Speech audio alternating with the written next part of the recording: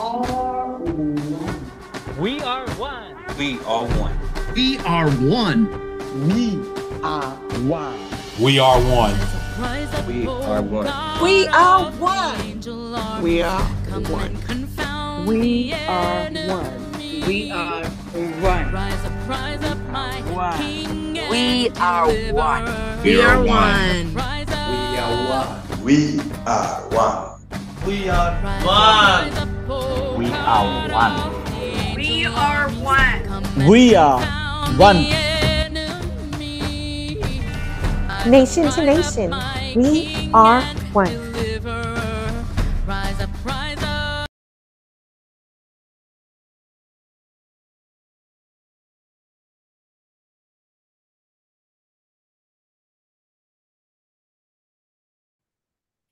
Thank you so much, Bishop Ulmer, for joining Horns of Heaven Global News today. And we are so honored to be able to tell your story and be able to hear about your story. So we just want to welcome you.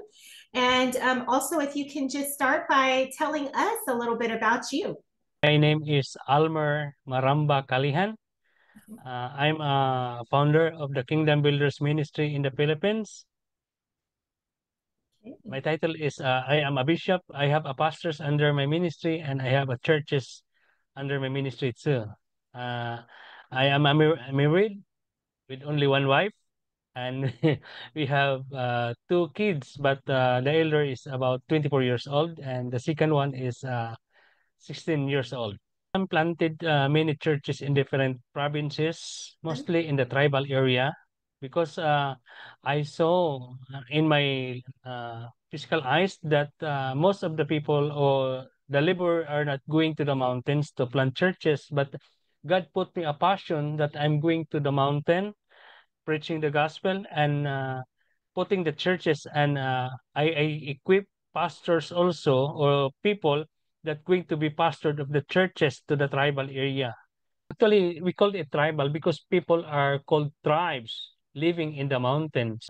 That's why we consider the general word tribal areas, because Philippines, a lot of kinds of group of people, and mostly people living in the mountains are tribes people. Wow. Those who are in the tribal areas, I guess it's the forgotten places when it comes to ministry. So you said that there was a need there and you felt the need to go and plant churches there. That is amazing. That's amazing. Man. Okay. So when did ministry begin for you? I was been graduate in my Bible college last 1996. And I started working to the Assemblies of God until 2010, when the organization was been divided here in the Philippines. So I decide, and my wife decide, to leave that organization so that we can maintain our relation, because they are making two groups. So we don't want to choose one of the groups, so that we decide to leave so that we can maintain our relations both of that group. So we register our independent ministry. I lead the group. Okay. So when you say two groups, what do you what do you mean by that? Is it like two groups based on ministry or? Okay. Yeah. This is what I mean. I was been under the Assemblies of God organization. Okay. Then the Assemblies of God was divided into two because of the leadership. Oh, okay. So they are now two groups here in the Philippines. So me and my wife was decided not to go one of that group. So we registered our own ministry. We call it Kingdom Builders Panabo International Ministry. So our ministry is now independent. So I am the leader of the Kingdom Builders here in the Philippines. That is wonderful. So so that began in 1996, correct? No. 1996, I was been a graduate in my Bible college. Okay. 1997 until 2010, I was been under of the Assemblies of God organization. Okay. By 2011, we was start our independent ministry that we call Kingdom Builders Ministry. Okay. So it was birthed in 2011. Okay. Yep.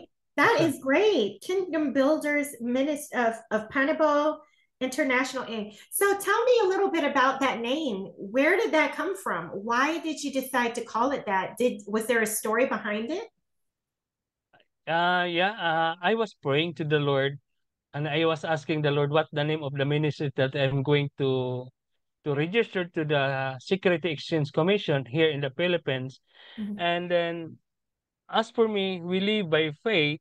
So before we registered the ministry, we called our church Mega Faith, because faith is come from our heart that we believe that God will supply everything.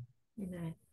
So that is the name of our church. But here in the ministry, we need to have a legal registration to our Security Exchange Commission. When sick, we are praying to the Lord what I'm going to register the name of the ministry. And God revealed us that we need to register the Kingdom Builders of Panabo International, because I want to expand the passion in my heart to build the kingdom of God, not to build the name of the church, but to build the kingdom of God through our country, and not our country, but to all the world. So to make partners to every group of people of God. So building the kingdom, expanding the kingdom of God, not for the name of our ministry, but the kingdom of God, expanding it. Amen. That is powerful just to hear Hallelujah. that. And that's what it's all about, building the kingdom and unifying and coming together as one. So that I knew there had to be a story behind that name. So so is your wife also in ministry? Does she minister as well, or? Yeah, she is the co-pastor, and she is the one who hosts our main church here in Panabo City. Wow. She is the host pastor. Because I am a bishop, I'm overseeing some other pastors and other churches. So that's why I assigned her to handle the church here in Panabo City. Okay, and would you consider the one in Panabo City your headquarters? Do you have like a headquarters? Yep. Okay, and that would be absolutely. Okay, praise God. And what's the name of your wife? Cherelle. CHARRYL. Cherelle. Okay, that's beautiful. So, just as a little background for me to understand where you both are coming from, what year did you both get married? 1999. 1999. Okay. June 29. June 26, 1999. June 26. That's beautiful. Did you happen to meet your wife in ministry? We met together last 1994 in the youth camp. Oh, the youth camp. Wow. I was been on this Bible school student at the time, and she was the youth of her church. So we have the youth camp, and we meet together by staying together, and then I'm praying to the Lord, and the Lord was giving me an wish that we can meet together and know together. And after that, that's all about the story of love. That is beautiful. And so you have a history. You both have a strong history and foundation in Christ, and that's awesome. Okay, so now my next question to you is, what's the current spiritual environment in the Philippines? Most of the people are very strong in religious activities, but not in very strong in the spirit of the Lord, but about the idolaters. The Philippines is very strong about the idolaters, because the Philippines was under the Roman Catholic, and the Roman Catholic was been very influenced in our country. Oh, Roman Catholic. Okay. Yeah. Okay. So would you say the majority of those who are in the Philippines, are they believers, or is there something else? Are the believers in Christ the majority or the minority in the Philippines? The believers is very minor. The major is not believers, because almost the half is the Roman Catholic, and the next is the Muslims, and the third is the born again Christian, or the evangelical group. Okay, so it's in the minority. So now I see why you have such a passion to spread it across the Philippines, especially in Right. those the remote places.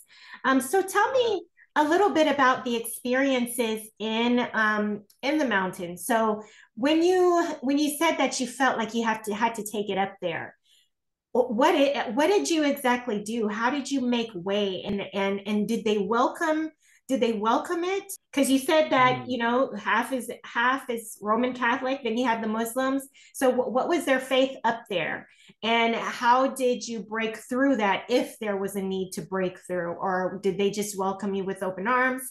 How did that go?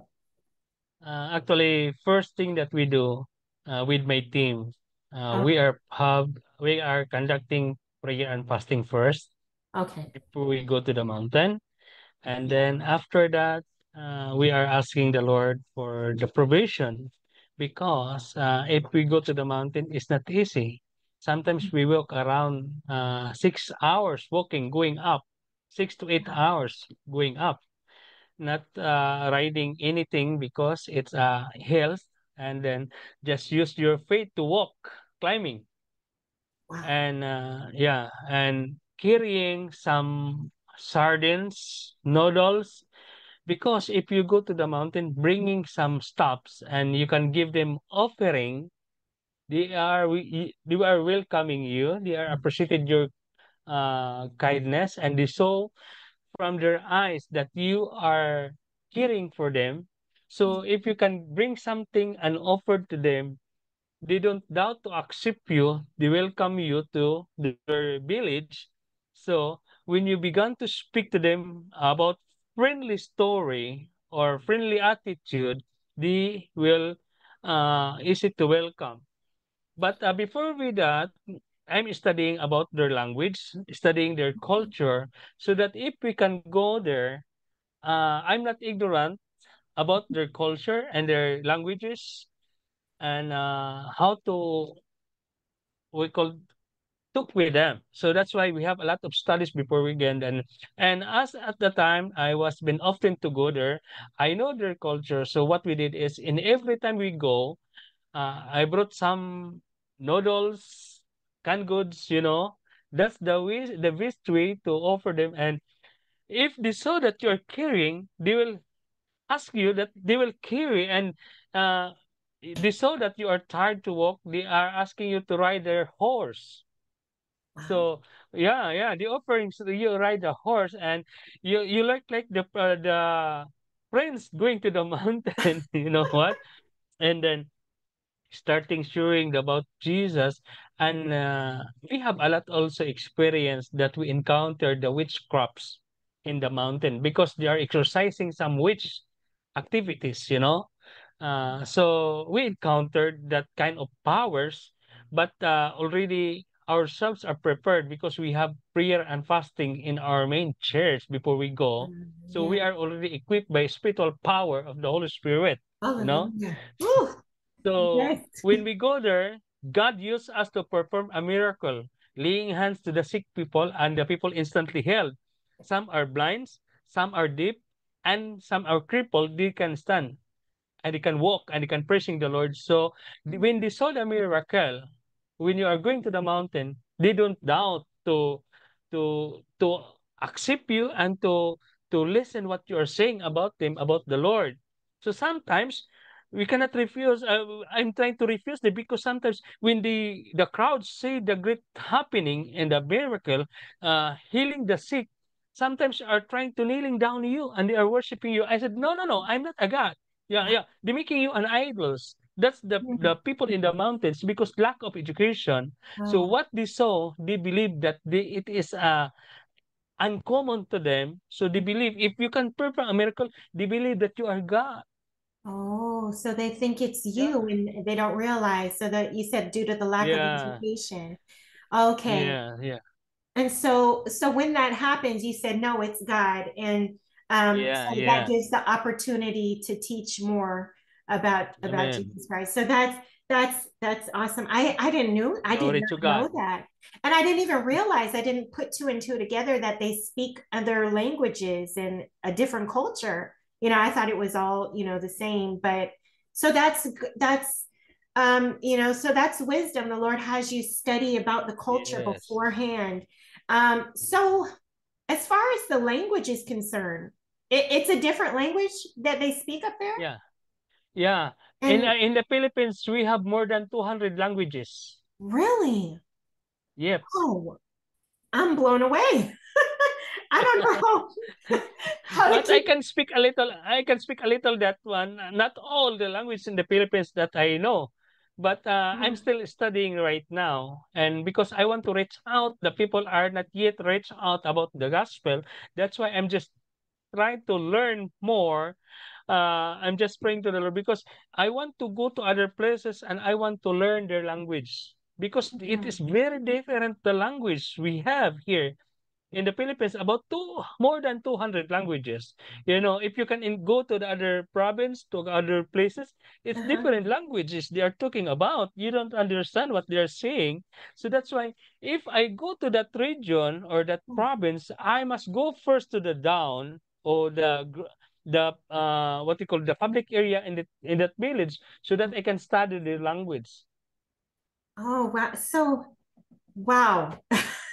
Yeah. This is the first time I'm speechless. Like that Glory to takes a God. lot of dedication. It really does. And I know that that doesn't just happen overnight. It takes, you spending time and seeking and understanding the ways. So you not only have to understand the culture, you have to learn the language and everything to be able to relate with them. Yeah. So you mentioned different provinces too. So there's a lot of, there's a lot of challenges that you face in as far as Yeah. spreading the gospel. But awesome, it's to God be the glory. You're doing something about it. So Amen. it takes labor on your part, but obviously Amen. it's getting done. So that's wonderful. Glory to Okay, God. so that's some of the let's see here. Now, what are the things that I know that you mentioned that you see healings, you've seen healings take place and so forth, but tell me more about the different victories that you have faced or that you've seen. What has stand out of all that you've seen in ministry? What really stands out to you that you'd like to share with us? Actually, a lot of things that I have encountered in the ministry that I have facing when I start my independent ministry because different when I was under the organization because my work is still controlled and then by the leading by the organization when I was independent a lot of things that I encountered mostly in planting churches. There's a time that when God spoke to me that I'm going to the place that I never know. I never been there before. I'm going there out of nothing. But I said I'm walking with my own feet with a slipper or in my feet and believing to the Lord. I was started that work and I said, Lord, you called me. And then when I go to that place, I encountered a lot of witchcraft. When the witchcraft attacked me, there was a time that I cannot able to move about an hour, and Wow. the witchcraft around me laughing together. But when I said and my mind only function, even my hands I cannot able to move it, but only my mind not able to stop. They cannot able to control my mind. So my mind communicate to God. I said, Lord, you redeemed me. You called me. You sent me here. Why allowing you the enemy controlled my body? In the name of Jesus, I claim that I can able to move through the power of the Holy Spirit. And my fingers starting moving and my mouth is starting to open and rebuke the witches around me. And they fall down. And they fall down. And after that, I lay hands upon them. I encountered about 7 witchcraft around me because I was entering the very stronghold area. So they fall down to the ground. I said, I'm laying hands with them. So I brought my holy oil. I put the oil up on their heads. And most of them are speechless. Their mouth was closed. And then they cannot able to move too. So when I command, stand up, speak to me. Why are you trying to attack me? And some of them are starting to stand up. They said, because I don't like you, because I don't feel love with you, because I hate you. I said, why you hate me? This is the first time we meet. They said, because it's very hard in my heart that we want to fight you. Because we don't know each other. I said to them, why you fight me? They said, I don't know. Now, I said, you want to fight me? Or I will kill you in the name of Jesus. They said, no, we will surrender. At the time, they surrendered their tools being a witchcraft. They surrendered. I burned it in their front, in the front of them. I declared in the name of Jesus. So at the time, that village, they welcome me, and we put the churches there right now, and they have a church. So the witchcraft are being supported to the church. They build the church, even though using the lumbers in the mountain, the logs, putting the church, and they're worshiping the God to the places. So I'm really praise the Lord. And actually, yeah, and I have a lot of experience in my life. I was bitten the Philippine cobra for 7 times, and one time of the king cobra. Different the Philippine cobra and the king cobra. That is the different kind of snake. The king cobra is a very poisonous snake, and the Philippine cobra is the second poisonous snake in the Philippines. I was bitten that kind of snakes, and I do not able to go to the doctor because I don't have money to pay for the anti-venom. But when I asked God to help me, instantly, even my wife, there is some videos putting in my Facebook account that I showed it in my arm was biting the cobra and it swallowed. When I pray and when I post to the Facebook, people say, go to the doctor, go to the hospital. I said to them, you have commanded me to go to the hospital, but you don't send me the money that I'm paying to the doctor. I don't have the money. They shut up. Oh, really? Yes, I don't have. Yeah, I said, no. If you command me to go to the hospital, you must send me the money that I'm going to pay to the doctor. But you are speaking me to go to the doctor, but you don't send me. I don't have the money. It's better you to say that I'm believing God because I'm believing God to help me right now. So God helped me. The time I was almost dying, but God still healed me without medicine. It's that God who helped me.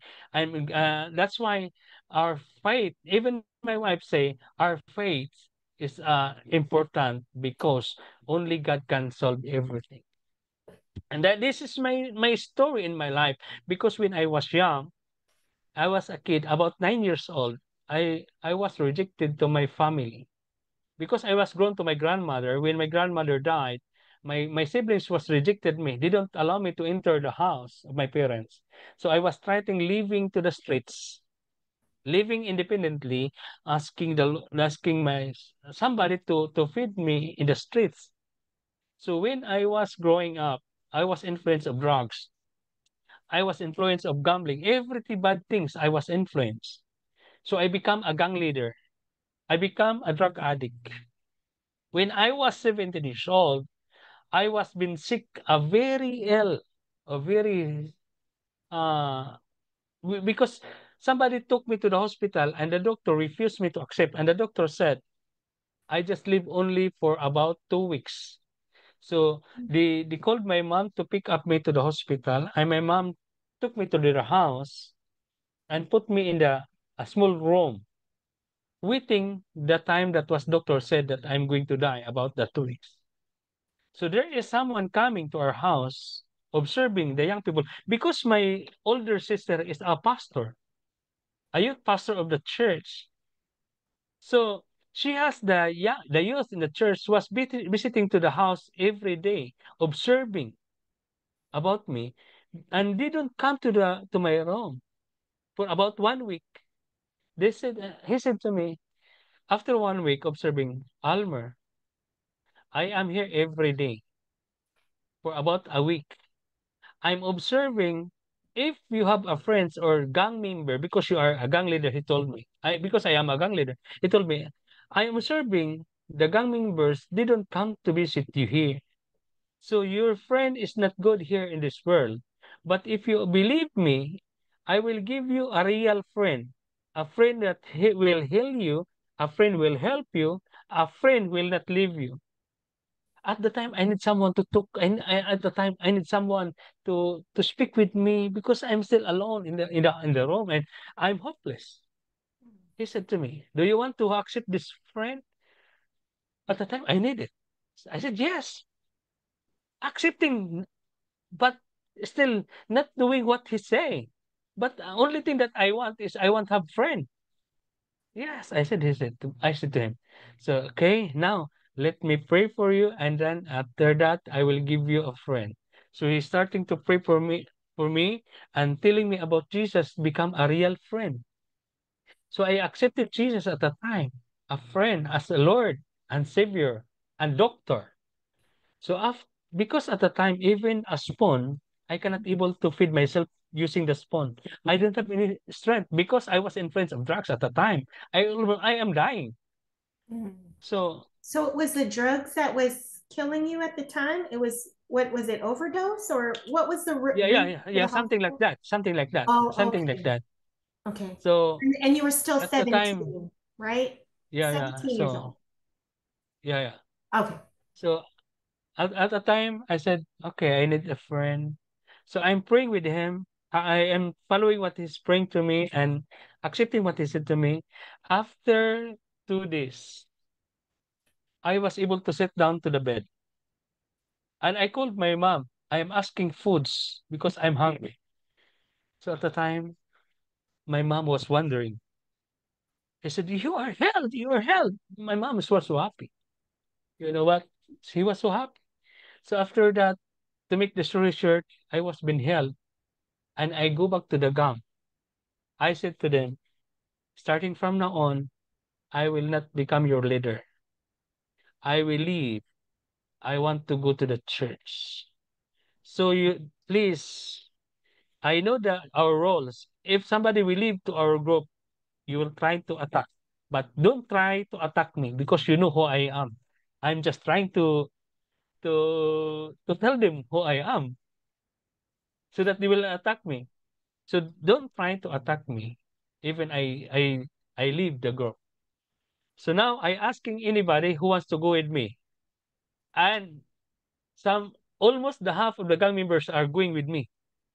Because we are more than hundreds. Yeah, more than hundreds of the gang members. So the half of the gang members, they asking me, Almer, you are going to leave us and somebody are going to with you. Please appoint one of us to become a leader. They ask me to appoint. So I respect their favor from me. I respect them. Okay. If you're still respecting me, so I will. So if somebody I appoint, please respect them. I'm just trying to tell them to be a good friend. So I appoint someone, and then about the 70 gang members are going with me. 17, So to make this 17 or 70? 70. 70. 70? Yeah. Yes. So we leave the group, and that is the Saturday. So I asked them, tomorrow we will go to the church. So we attend the Assemblies of God church. So Sunday morning, the 70s are going with me to the church. They're attending with me. And before we enter the church, my host pastor, they asking me, they stopped me to the door because he know who I am.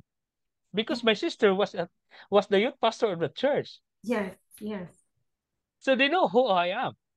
He said to me, the pastor, not my elder sister, the host pastor, he said, Almer, please do not make trouble to the church. We are in a church service right now. It's Sunday. I asked the pastor, if I come in the church, you don't allow us to attend to the church? We want to go to the church.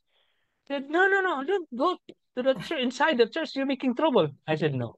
We want to surrender to the Lord. We want to follow God. And the pastor's hugging me.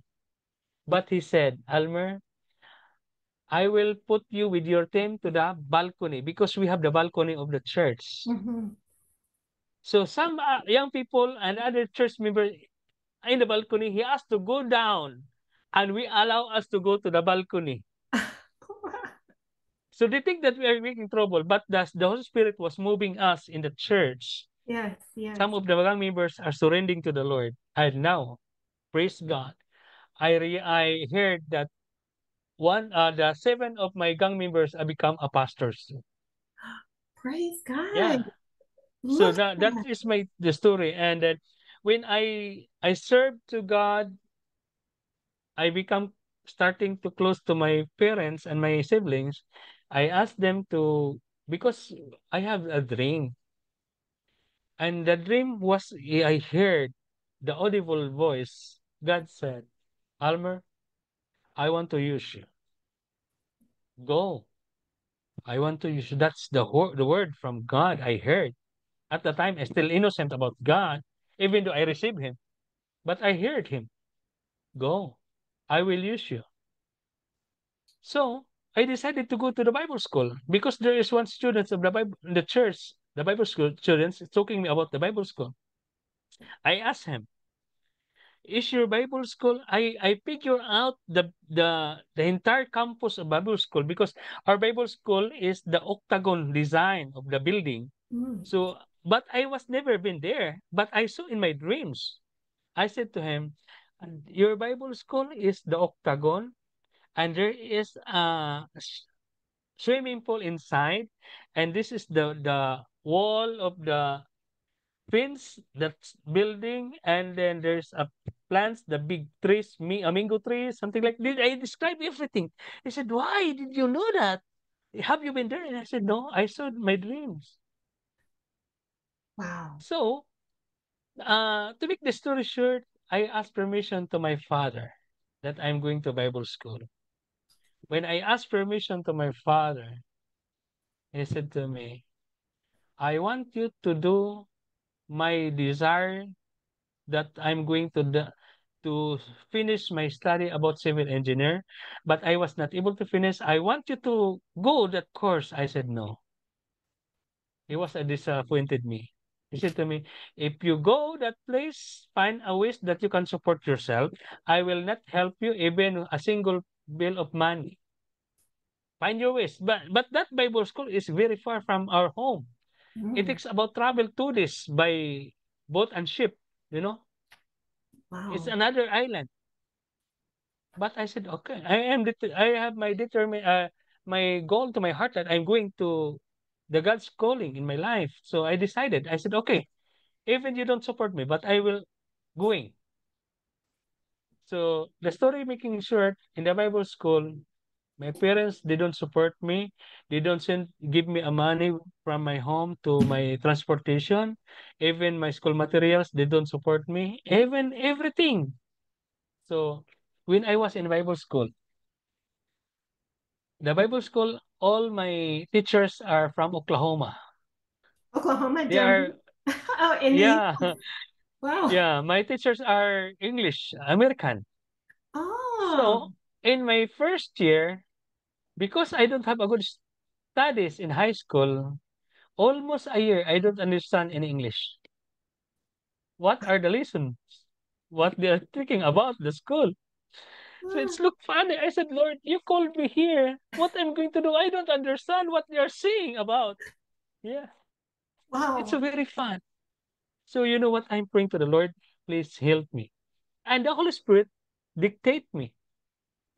The Holy Spirit told me, go to your director, ask him the English Bible. Just ask one English Bible.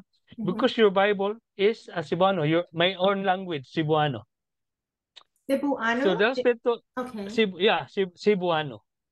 So he told the Holy Spirit. Sorry for cutting you off. But you said that's the name of a Bible. I guess it's a Bible version. I've never heard of that. Cebuano? Yeah, Bible version, Cebuano. Cebuano. Okay. Okay. Got it. Our language, my own language is Cebuano. Oh, okay. That's your language. Yeah. Okay, got it. So I have my Cebuano Bible. So the Holy Spirit told me that I'm going to ask an English Bible to my teacher, to my director. So I asked him. So that my teacher's given me a English Bible. She said, "Did you understand?" Because they know what I don't understand almost a year in the Bible. I told him, the Holy Spirit told me to ask you. So because I want your Bible. The Holy Spirit asked me to do your Bible because a large print, I said. So he gave to me. So I started reading from Genesis 1 in English and reading to the Cebuano in Genesis 1, verse by verse, starting learning in English from reading my Cebuano Bible to English Bible. Interesting. Interesting. So that was the first thing that I learned in English. So the Wow. Holy Spirit impressed me, teach me how to speak in English at the time.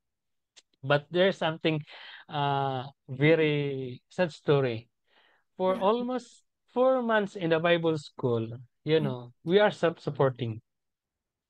At the time in Bible school, I don't have shampoo. I don't have bath soap. I don't have any soap to use to the laundry, even toothpaste.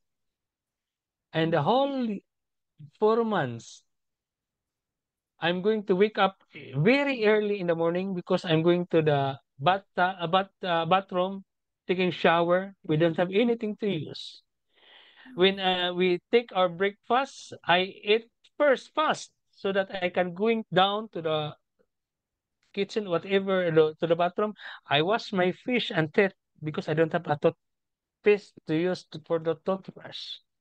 And I cried to the Lord, please change my life, change my lifestyle. You called me here. I don't have anything. And after for 4 months, our director called me to his office. I said, Almer, I don't understand. I said, Lord, sir, can I ask an interpreter to interpret what I'm saying? Because I don't know yet to speak in English at the time. He said, okay. So I asked somebody to interpret me. He said, Almer, our school have someone will present to sponsor some students, but you need to take this examination. It's very sorry. My questions is all English. So I asked the interpreter to interpret me so that I can answer the questions. So I answered the question. After a month, I received a big box from Oklahoma. And you know what is the funny story is? What happened? When when I opened the box, all things was the things for the women, for the Oh. ladies. Uh-oh. Lipsticks, face powders, every hygienes for the women. Yikes. Some clothes are for women because they think that the the sponsor they think that I am a woman because I was mistaken to choose female or male. So I check female. So Oh, they think that that's the funny thing because I tried okay, I can check all. I don't know how to in English, so I'm just trying to check. Oh. Uh-oh. And they put some dollars, yeah. They put some dollars in the box. You know what I did? What happened? Even that was the funny story, but that's very useful things, I write down the sponsor. I told them, maybe you are mistake to send this box for the women because I am a man. And then they said, oh, you are checking the female, but that's why I'm sending you the female things. I said, no, I am a man. I accept that I was wrong because I do not know what the English is. Right. I explained about it and I asked the interpreter to write the letter. And at the time I said, okay, help me. So I'm just starting. So you know what? There is some women students in the Bible school inside the campus that they don't have a good support from their churches and their families too. Wow. So I have a laundry soap. They want to wash my clothes because they want to be free to the soap also for the laundry soap. So they wash my clothes. Oh. So even instead I wash my clothes, they wash my clothes voluntarily. That's wonderful. So I give the fish powder because I help the women. I give the clothes to the women, and the women love to care with me, not other things that, but I to care everything about me. Look at God. So the la the pa their their attention was changed to me. And the first time they rejected me because I have bad odors, because I didn't have soap to wash my clothes and to use my body at the time. I accept that I have not good odor at the time. Mm. Even the deodorant, I don't have it. So I smell not good at the time. So the students in that campus was starting to reject me. Oh, But wow. when I received the gift, everything was changed quickly. So our Bible school are not allowed to use the electric iron, Mhm. you know. So the American was starting sending me little dollars.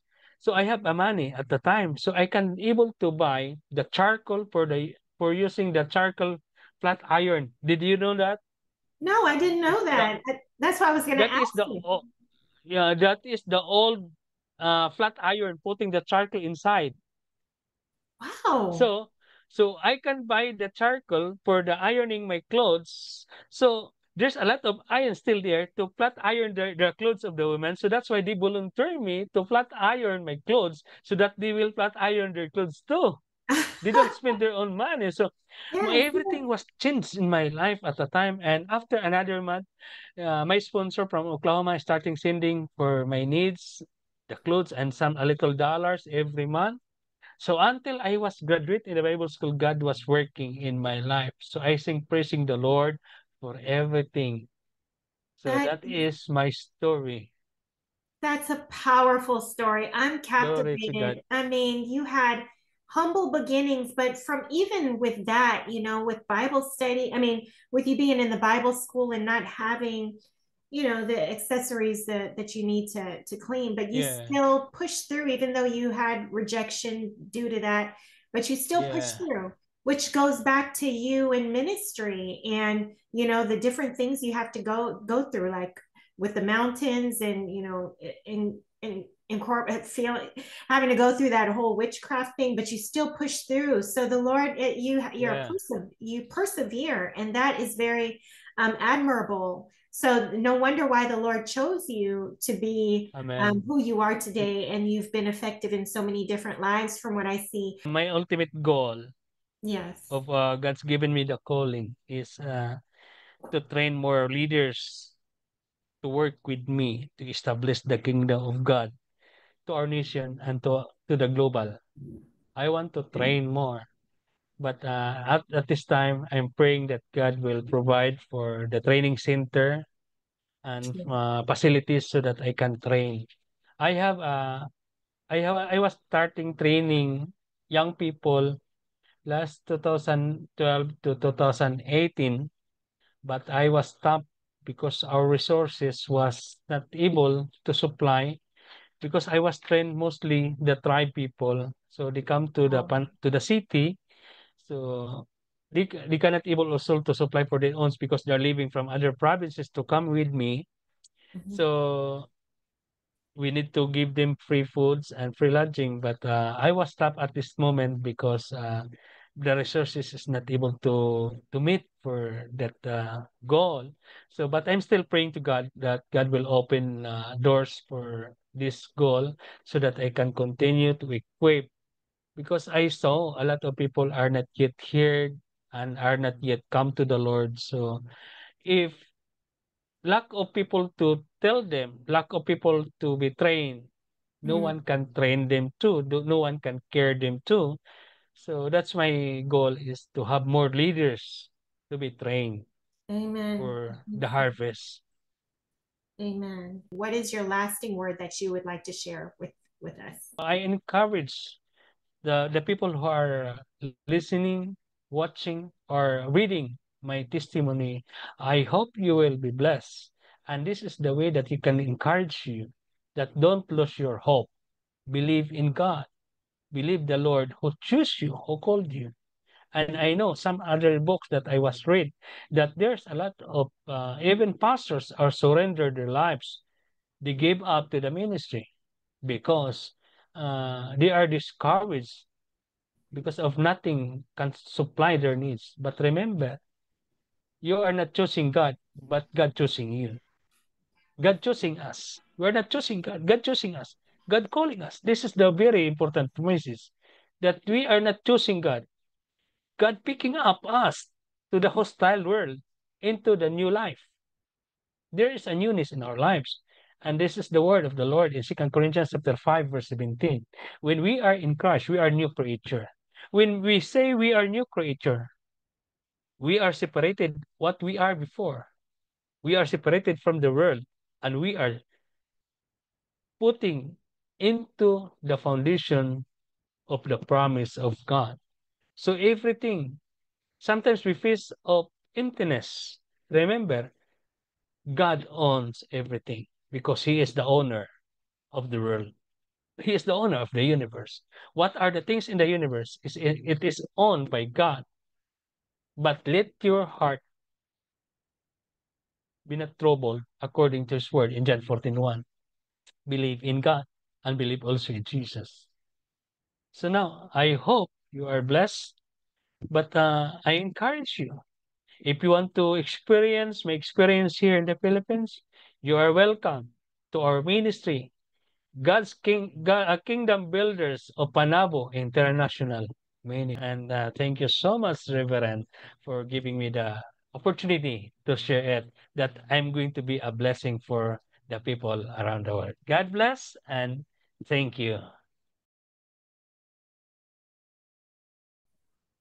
I'm Bishop Almer Calihan from Kingdom Builders of Panabo International Incorporated. This is my story from Panabo City, Davao del Norte, Philippines, to the nation across the globe. We are one.